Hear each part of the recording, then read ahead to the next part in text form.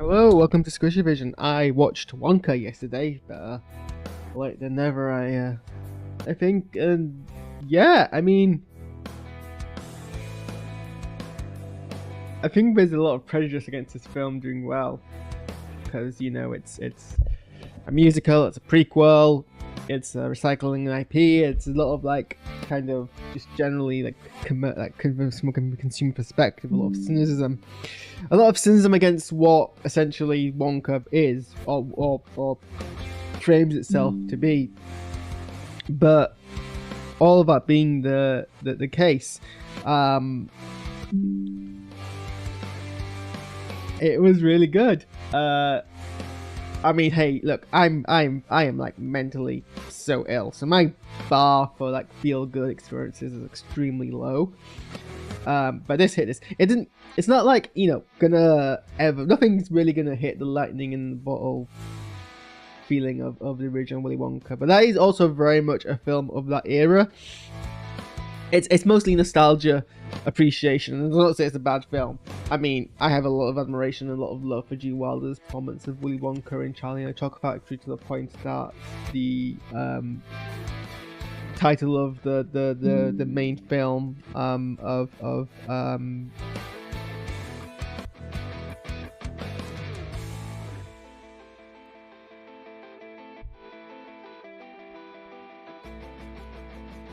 very strange. Sorry, my button on my stream deck didn't mute the audio. I'm wondering why.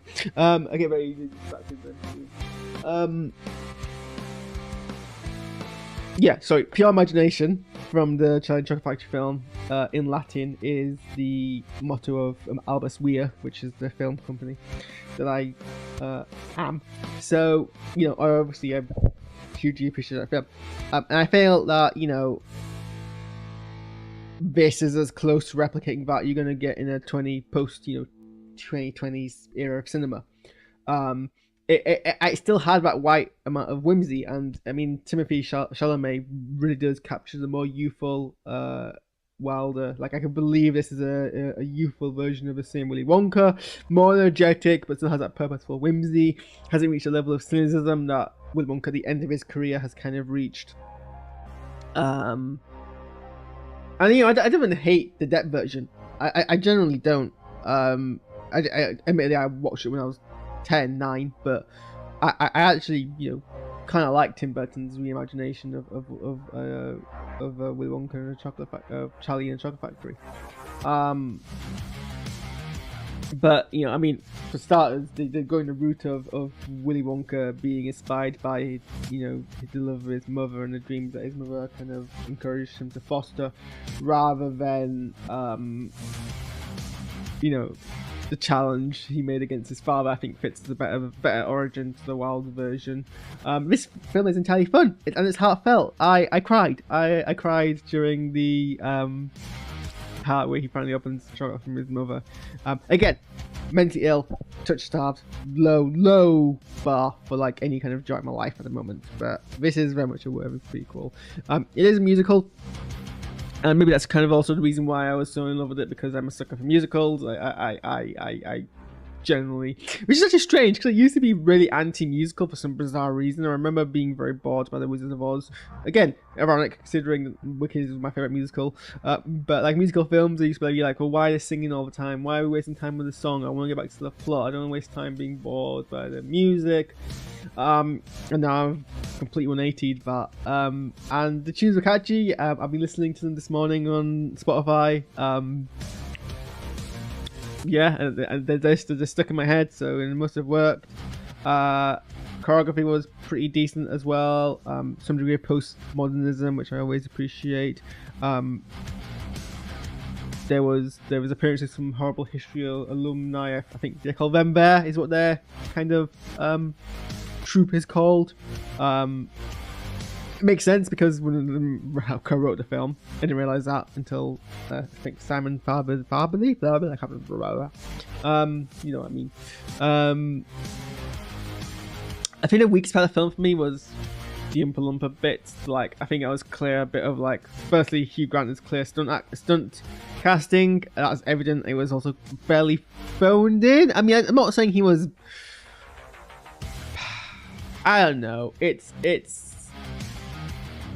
more so the fact that it's Hugh Grant being Hugh Grant, and that's all they expected him to do is be Hugh Grant. So obviously he's not happy to oblige to be Hugh Grant. But I mean, I've seen bits and pieces of like quotes on the internet of him being like he didn't really think much of the experience. I think everything except his head was CGI, so he literally probably was just in the studio being filmed by cameras and then that got transposed onto the character. I don't hate the character. I don't even hate the fact that this film basically implies that a lot of the famous Wilder Wonka quotes are retrospectively quoting this Oompa Loompa, things like, you know, an act of kindness in a weary world, or whatever that quote goes. It just was the least strange part of the story. It mostly commits to itself to being fairly original, and it's not even that hugely built nostalgia. Like, it's easy to make this film nostalgia bait, and it really wasn't. It was fairly unique. I enjoyed seeing a bunch of like British cast members in a film which is like fairly like, you know, mainstream.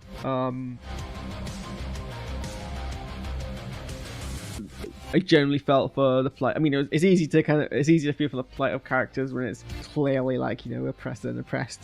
But I did feel for them. I did enjoy them. I enjoyed Noodle as a character. I mean, Timothy Chalamet was fantastic as Willy Wonka. I think the set design was a bit hit and miss, but you know, at times it felt like a musical on a stage, and I kind of always feel like musicals in films should feel distinct from musicals on a stage, and sometimes there was some shooting which did feel like it was a musical on a stage, and that was perhaps the part which I wasn't like thrilled about, like. But other than that, a lot of it was really, really good. I wouldn't have believed this was Timothy Chalamet's first like musical appearance, and he was the lead. That's fairly, I mean, he's done musical at school, but there's a difference between doing musical at school and then doing it on a Hollywood production. But I mean, I guess if you're a good singer, you're a good singer. There's not really any two ways about it. And I'm glad it's receiving positive views. It's nice to actually kind of have a film which, you know, people are enjoying. It's not complicated. I can generally see this film, you know,